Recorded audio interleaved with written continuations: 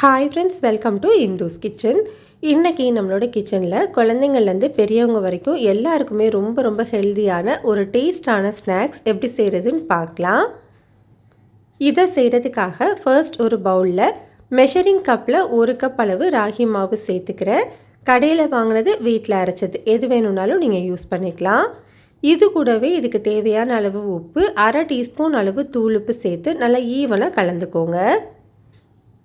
இப்போ இதில் கொஞ்சம் கொஞ்சமாக பச்சை தண்ணி சேர்த்து நம்ம நார்மலாக சப்பாத்திக்கெல்லாம் பிசைவோம் இல்லையா, அந்த மாதிரி சாஃப்டான மாவை பிசைஞ்சு எடுத்துக்கோங்க. நம்ம நார்மலாக ராகி அடைக்கு இடியப்ப மாவெல்லாம் பிசைவோல அதே கன்சிஸ்டன்சியில் இருந்தால் கரெக்டாக இருக்கும். பாருங்கள், இந்த அளவுக்கு மாவு நல்லா சாஃப்டாக இருக்கணும். இப்போது இந்த மாவை வச்சு நம்ம அடை தட்டி எடுத்துக்க போகிறோம். அதுக்காக தோசைக்கல் சூடுபடுத்திக்கோங்க. நம்ம பிசைஞ்சு வச்சுக்கிற மாவை 2 உருண்டைகளாக பிரிச்சுட்டு அதுலேருந்து ஒரு உருண்டையை எடுத்து இந்த மாதிரி வச்சுட்டு உங்களோட கையை நல்லா நனைச்சிட்டு இந்த மாதிரி தட்டி விட்டுக்கோங்க.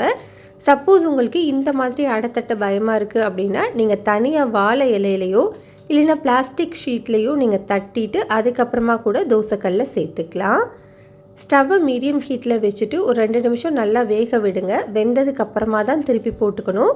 நம்ம தட்டின உடனே திருப்பி போட்டோம் அப்படின்னா உடஞ்சி போயிடும். இப்போ திருப்பி விட்ட சைடு இருக்கு இல்லையா, இதில் ஒரு 1 டீஸ்பூன் அளவு நெய்யை நல்லா இந்த மாதிரி தடவி விட்டுக்கோங்க. நெய் உங்களுக்கு கம்மியாக வேணும் அப்படின்னா இதில் பாதி அளவு மட்டும் சேர்த்திங்கன்னா போதும். இப்போ இந்த சைடு ஒரு 2 நிமிஷம் வெந்ததுக்கு அப்புறமா திருப்பி விட்டு இன்னொரு சைடும் நெய் தடவி விட்டுக்கலாம். ராகி வேகிறதுக்கு கொஞ்சம் டைம் எடுக்கும். அதனால் திருப்பி விட்டு மிதமான தீயிலையே வேக வச்சு எடுத்துக்கோங்க. அப்போ தான் உள்ளுக்குள்ளேயும் நல்லா ஈவனாக வெந்து வரும். இப்போ நம்ம சேர்த்துருந்த நெய் எல்லாமே நல்லா உறிஞ்சி நல்லாவே அடை வெந்து வந்துருச்சு. இப்போ இதை நம்ம எடுத்துடலாம். இதே மாதிரி நம்ம அடுத்த உருண்டையும் செஞ்சு எடுத்துக்கலாம். இப்போ நான் 2 அடையுமே தட்டி எடுத்துட்டேன். இது கொஞ்சம் ஆறினதுக்கப்புறமா இந்த மாதிரி பிச்சு போட்டுக்கோங்க. நீங்கள் பிச்சு பார்க்கும்போதே செக் பண்ணிக்கோங்க உள்ளுக்குள்ளெல்லாம் நல்லா வெந்திருக்கான்னு.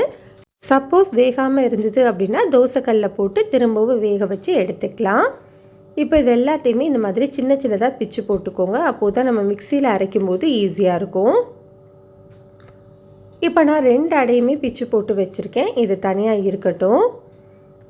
இப்போது ஒரு மிக்சி ஜாரில் 1/2 கப் அளவு வேர்க்கடலையை நல்லா வறுத்துட்டு அதோட தோலை நீக்கிட்டு எடுத்து வச்சுருக்கேன். அதை சேர்த்துக்கலாம். இப்போது மிக்சியில் பல்ஸ் மோடில் ஒரு 3லேருந்து 4 முறை மட்டும் சுற்றி எடுத்துக்கோங்க. ரொம்ப நைஸாக அரைச்சிடக்கூடாது. பாருங்கள், இந்த அளவுக்கு அரைச்சிங்க அப்படின்னா கரெக்டாக இருக்கும். இதை ஒரு பவுலில் சேர்த்துக்கலாம். இப்போ இந்த வேர்க்கடலை தனியாக இருக்கட்டும். அதே மிக்சி ஜாரில் அதே 1/2 கப் அளவு பொடிச்ச வெல்லம் சேர்த்துக்கலாம். நீங்கள் வெல்லத்துக்கு பதிலாக 1/2 கப் அளவு நாட்டு சக்கரை கூட யூஸ் பண்ணிக்கலாம். இப்போ இதையும் பல்ஸ் மோடுலேயே ஒரு 3லேருந்து 4 முறை சுற்றி எடுத்துக்கலாம். இப்போ நான் வெல்லத்தையும் அரைச்சி எடுத்துகிட்டு வந்துட்டேன். இதையும் அதே பவுலில் மாற்றி வச்சுக்கோங்க. இப்போது அதே மிக்சி ஜாரில் நம்ம ராகி அடையை சேர்த்துக்க போகிறோம். ஒரே நேரத்தில் மொத்தமாக சேர்க்க முடியாது, அதனால் 2 பேட்சாக போட்டுக்கிறேன். இப்போ இதையும் பல்ஸ் மோடுலேயே ஒரு 3லேருந்து 4 முறை மட்டும் சுற்றி எடுத்துக்கோங்க.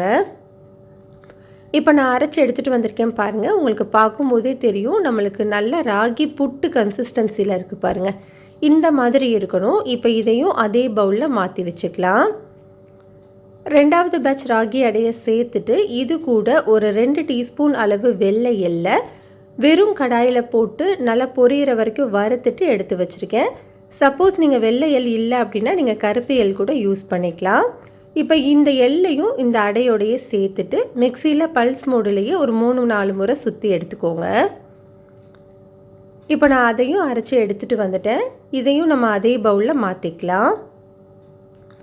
இப்போ இது எல்லாத்தையுமே உங்களோட கை வச்சு நல்லா ஒரு 2 நிமிஷத்துக்கு பிசைஞ்சு கொடுத்துக்கோங்க. கட்டாயம் கையில் தான் பிசைஞ்சுக்கணும். அப்போது தான் ஈவனாக பிசைய வரும். நீங்கள் மிக்சியிலலாம் சேர்க்கக்கூடாது. இப்போ பாருங்கள், நான் எல்லாத்தையுமே மிக்ஸ் பண்ணி எடுத்துட்டேன். இப்போ நம்ம உருண்டை பிடிக்க ஆரம்பிச்சிடலாம்.